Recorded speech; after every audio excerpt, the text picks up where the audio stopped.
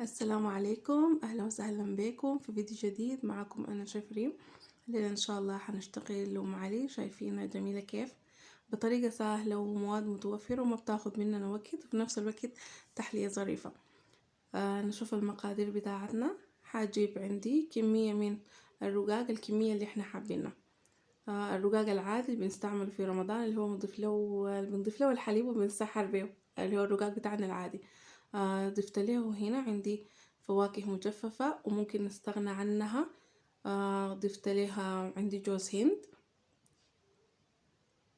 وتاني ضفت معاهم زبيب. الكميات بتاعة ممكن اضيف برضو فول سوداني. الكميات انا بتحكم بها، يعني ممكن ازيد ممكن انقص على حسب الحاجة اللي انا بحبها، ممكن الغي حاجات واضيف حاجات تانية. هحركهم كلهم مع بعض عشان المكسرات تاكلها في كل حتة في ام علي. هجيب هنا عندي حليب، حليب بيكون ساخن. لكل كوباية بتاعت حليب انا هضيف ليها ملعقتين سكر، ملعقة دي كريمة شانتيه، ملعقة كبيرة كريمة شانتيه، رشة بتاعت ملح، رشة بتاعت فانيليا، وهحرك. يلا تاني احنا بنضاعف على حسب الكمية اللي عندنا.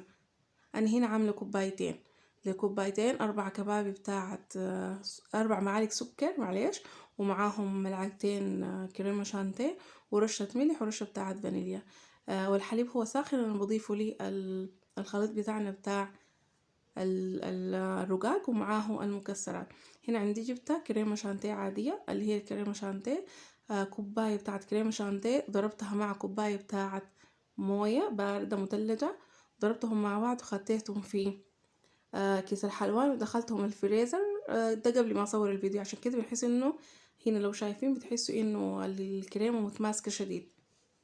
بعدها هعمل الكريمة على الوش بتاع ام علي. اذا انا ما عندي كريمة ممكن اعمل قشطة، هي القشطة بتاعت العلب، وممكن اعمل القشطة بتاعت وش اللبن اللي هي احنا بنقولها الجمادة برضو، ممكن اعملها هي فوق.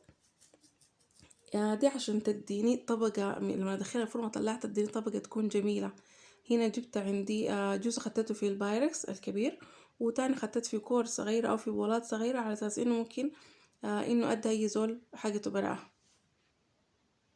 بعد ما عملت الكريمة شانتيه هدخلهم الفرن على درجة حرارة 150. الفرن يكون شغال فوق وتحت، اللي هو ده درجة حرارة تكون هادية. عشان شنو؟ ومعلي تتسبك معي وتبقى هي مش تتسبك، لكن عشان تاخد وتدي مع بعض كده، فيكون الطعم بتاعها جميل شديد. بعدها زينتها بجوز الهند، ومعاه الفواكه المجففة. انتوا ممكن تزينوا بأي حاجة، ممكن ما نزين، يعني هي شكلها أصلا جميل. بعدين طبعا بنقدمها وهي دافية، في ناس بحبها وهي دافية، في ناس بحبها هي سخنة.